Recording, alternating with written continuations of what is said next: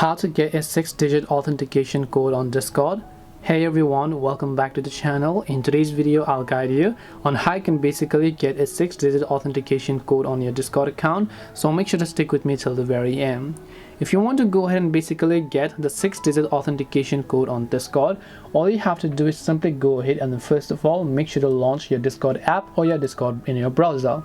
Then let's say that you're trying to recover your account, you're not getting the code, maybe you're trying to change email and change password, you're not getting the code. First of all, we have to understand which account is actually associated with our Discord, which means which email or which phone number have we added. To check this, we go to our user settings here. And then here you'll see your current email. If you want to reveal it, you can just click the reveal option. This is your current email, so you need to make sure you have access to this email. If there is a phone number, you'll be able to find that.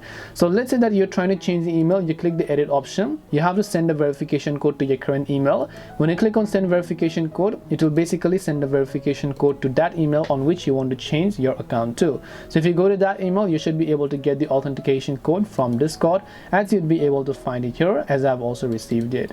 And this way you can get the 6-digit authentication code. Just make sure that it is the correct email account or the phone number where you have added a Discord account to.